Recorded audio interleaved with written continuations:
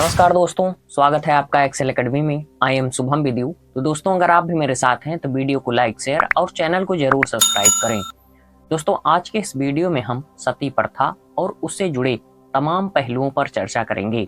इससे जुड़े जितने भी उदाहरण हैं उन सभी को जानेंगे और जो मिथक हैं, जो कहानियां हैं और जो भी बातें हैं उन सबको हम समझने की पूरी कोशिश करेंगे। तो यहाँ पर हम बहुत सटीक और बहुत प्रमाणिक तरीके से सभी बातों को समझेंगे। शून्य से शिखर तक जितने भी टॉपिक होंगे उन सभी को जानने की पूरी कोशिश करेंगे।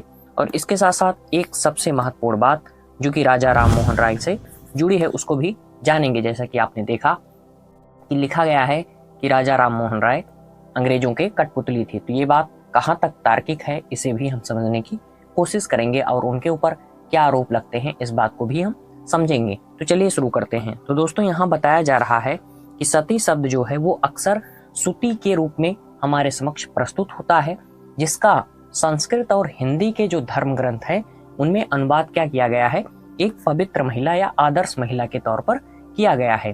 तो हमने इसका अर्थ समझ लिया। तो सती शब्द का जो अर्थ निकल रहा है वो क्या निकल रहा है, पवित्र महिला।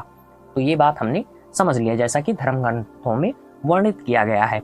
और इसके साथ साथ बताया जा रहा है कि सुती कुछ ब्राह्मण और शाही जातियों में आदर्श के तौर पर वहां पर एक आदर्श के रूप में फैली हुई थी, आदर्श के रूप में एक मान्यता प्राप्त प्रथा थी, ऐसा भी हम कह सकते हैं। और यहाँ पर एक जो कहानी जोड़ी जा रही है वो कुछ लोगों के द्वारा इस तौर पर जोड़ी जा रही है कि सती देवी के साथ यह जोड़ी जाती है, अर्थात जो माता सती थी उनको सती प्रथा के साथ जोड़ा जा रहा है, जो कि तार्किक नहीं दिखाई पड़ता। क्यों नहीं दिखाई पड़ता, इस बात को अगर हम समझने की कोशिश करें तो जैसे कि सती, कोई महिला सती कब हो रही है, जब उसका पति खत्म हो जा रहा है, अर्थात पति के मृत्यु के बाद स्त्री सती हो रही है, अर्थात आग में जल रही है। लेकिन यहाँ पर सोचने वाली बात यह है कि जो माता सती थी और भगवान शिव, इन दोनों की जो पति और पत्नी की कहानी थी, यहाँ भगवान शिव तो मृत्यु को प्राप्त हुए नहीं है, फिलहाल वो तो कभी मरते ही नहीं है, आदि अमर है। लेकिन यहाँ पर मैं समझाने के लिए ही बात ये बोल रहा हूँ कि जब शिव जी की मृत्यु नहीं हुई है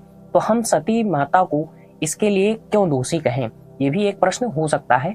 बहुत से लोगों का यह भी तर्क है जो कि कहीं ना कहीं जायज है। तो हम ऐसा नहीं कह सकते, ये बात भी सही है। और कुछ लोगों को यह अनुमान है कि जो सती प्रथा है वो सती माता के आत्मदाह करने के कारण ही शुरू होती है। तो ये पूरा मामला हमने समझ लिया। अब अगर बात करें, जैसे कि यहाँ पर बताया जा रहा है कि सती, जो आगे बताया जा रहा है कि सती की जो प्रचलित मान्यता मिलती है वो कहाँ से मिलती है, 510 ईस्वी से मिलती है। लेकिन कुछ धर्म ग्रंथों में इससे पहले भी कुछ उल्लेख मिलते हैं। लेकिन यहाँ पर जो हमारे समक्ष एक और प्रमाण प्रस्तुत होता है वो ग्रीक आगंतुकों के द्वारा प्रस्तुत होता है। जैसे कि जो तीर्थ यात्री हुआ करते थे वो इतिहास का क्या विवरण दिए हैं, उससे भी हम इतिहास की घटनाओं को समझते हैं। यह 4वीं शताब्दी ईसा पूर्व से व्याप्त थी, उनका ये तर्क है। और यहाँ जो हमारे धर्म ग्रंथ हैं वो किस प्रकार इस बात को बताते हैं, जैसे कि आश्लायन गृह सूत्र में बताया गया है कि पति जो है वो जब मृत्यु हो जाती थी उसकी, तो पत्नी जो है कि चिता पर लेटती थी, लेकिन सगे संबंधियों के कहने पर उठाती थी, ऐसा उल्लेख यहाँ पर दिया गया है। और इसके साथ साथ जो यूनानी ये जला के मारने वाली प्रथा है, इसका उल्लेख यूनानियों के द्वारा पंजाब की कठ जात में किया जाता है।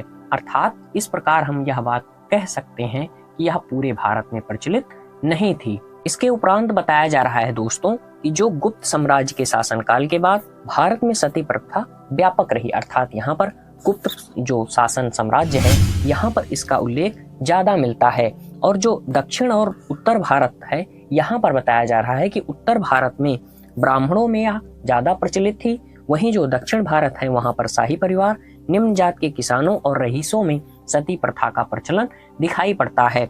अब अगर हम इतिहास की बात करें और जो हमारे ग्रंथ हैं, धर्म ग्रंथ हैं, उनकी बात करें, यहाँ बताया जा रहा है कि जैसे महाभारत में कुंती और माद्री जो पांडु थे उनकी 2 पत्नियां थीं, लेकिन जो सती होने का उल्लेख हमें मिलता है वो माद्री के सती होने का उल्लेख मिलता है और कुंती माता सती नहीं हुई थी। और कुछ लोगों का कहना है कि रामायण में, फिलहाल मैं ये बात बता देना चाहता हूँ कि रामायण और रामचरितमानस यहाँ पर कहीं पर भी मेघनाथ की पत्नी के सती होने का उल्लेख नहीं है। लेकिन कुछ लोग कहते हैं कि मेघनाथ की पत्नी सती हुई थी। तो ये बात मैंने पहले ही स्पष्ट कर दिया और ये कितना तार्किक है इसके विषय में मैं ज़्यादा कुछ कहना नहीं चाहूँगा। अब यहाँ बताया जा रहा है, कृष्ण की बात की जाए तो भगवान कृष्ण की कई रानियाँ थीं, 16,000 रानियों का उल्लेख किया जाता है, लेकिन उसमें से बताया जा रहा है कि 4 रानियाँ केवल कृष्ण जी के साथ सती हुई थी। तो यहाँ पर एक, अगर हम क्या कहें, निष्कर्ष के तौर पर इस बात को अगर कहने की कोशिश करें तो यहाँ बताया जा रहा है यह स्वैच्छिक कुरीति थी, कोई धार्मिक प्रथा नहीं थी। जैसा कि कुछ जगह ये बात का उल्लेख मिल रहा है सती होने का, तो कहीं कहीं उल्लेख नहीं मिल रहा है, इसलिए ये बात कही गई। और यहाँ पर एक उदाहरण प्रस्तुत किया जा रहा है कि राजा पांडियन के 47 पत्नियों ने आत्मदाह किया था। अभी जो हमारे समक्ष एक नवीनतम उदाहरण प्रस्तुत होता है वो कन्वर नाम की एक स्त्री थी जो कि 18 वर्ष की आयु में विधवा हो गई थी। इसे जबरदस्ती सती किया गया। जब इसका पति खत्म हो गया था तो ये कहीं भाग गई थी, और इसके बाद परिवार के जो मतलब ससुराल के सदस्य हैं वो इसको किसी तरीके से लाते हैं और जबरदस्ती आग में डाल देते हैं। लेकिन यहाँ पर कुछ लोगों का ऐसा कहना कि ये बातें सही नहीं है और कुछ लोगों ने इसका बीच बचाव किया। तो दोनों पक्षों को हमने देख लिया। और आगे बताया जा रहा है जैसे कि जो कलकत्ता का शहर है वहां पर राजा राम मोहन राय ने इस चीज को सुधार किया था, और जो यहाँ केस बताए जा रहे हैं वो 1815 से 1827 के बीच केवल अकेले कलकत्ता शहर में 8,134 सती होने के मामले दर्ज किए गए थे। ये केवल दर्ज मामले हैं, और आप जान ही रहे हैं कि जब रिपोर्ट दर्ज नहीं की जाएगी तो उससे ज्यादा संख्याएं होती हैं। जैसे आज ही आप कोई भी मामला देख सकते हैं, जैसा कि आत्महत्या का ही मामला अगर आप देखें तो जो रिकॉर्ड होगा वही हमारे समक्ष प्रस्तुत हो पाता है। जब रिकॉर्ड नहीं किया जाएगा तब हम उस चीज के बारे में नहीं जान पाएंगे। तो वही बात यहाँ पर बताई गई। और इसके साथ साथ राजा राम मोहन राय ने 10 बार अनुमान लगाया कि देश के बाकी हिस्सों की तुलना में जो बंगाल में सती होने की संख्या है वो काफी ज्यादा है। तो आप इस बात को यहीं से भी समझ सकते हैं कि आवश्यकता विकास की जननी है। तो यहाँ पर सती होने के मामले काफी ज्यादा थे, जिसके उपरांत यहाँ पर सुधार भी काफी ज्यादा किया गया। और आगे बताया जा रहा है, अगर हम सुधार की बात करें तो सुधार में बताया जा रहा है कि जो मुस्लिम राजा है, मुस्लिम राजा पहला जो था उसका नाम था मोहम्मद बिन तुगलक, जिसने इस विषय में काफी गंभीरता से चिंतन किया और इसे सुधारने का प्रयास किया।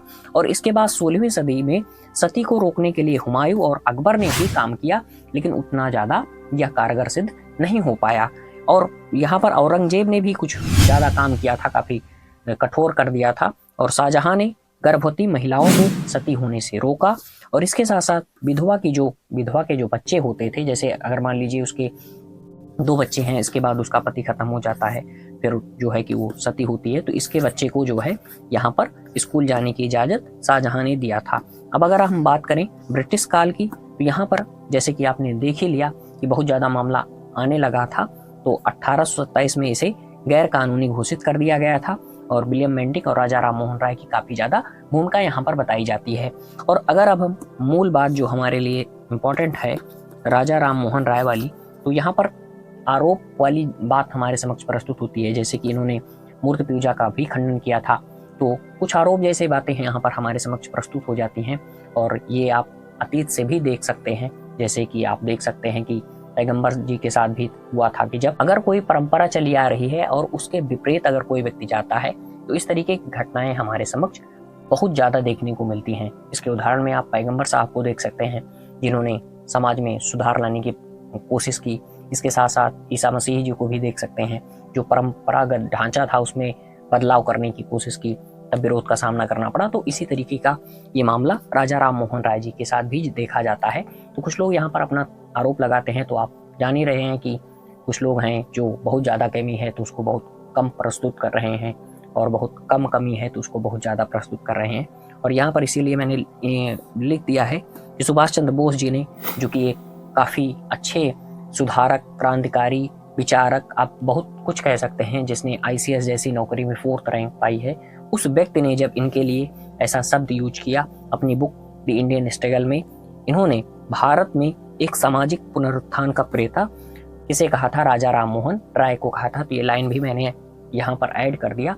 तो आशा करता हूँ ये जानकारी आपको काफी रोचक लगी होगी, और यहाँ पर जितने टॉपिक थे उनको मैंने बता दिया। इसके साथ साथ जो यहाँ पर राजा राम मोहन राय वाली बात थी कि उन्हें अंग्रेजों का कठपुतली कहा जाता था, या फिर आरोप लगाया जाता था, या फिर वो जो है कि जो ईसाई मिशनरी थे उनके साथ ही बातें करते थे।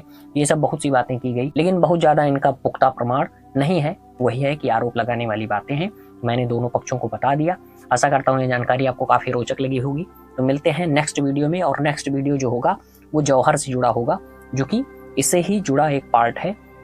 यहाँ पर सिंगल महिला की बात हो रही है और वहाँ पर सामूहिक आत्मदाह की बात की गई है। तो मिलते हैं नेक्स्ट वीडियो में। बहुत बहुत धन्यवाद। नमस्कार दोस्तों।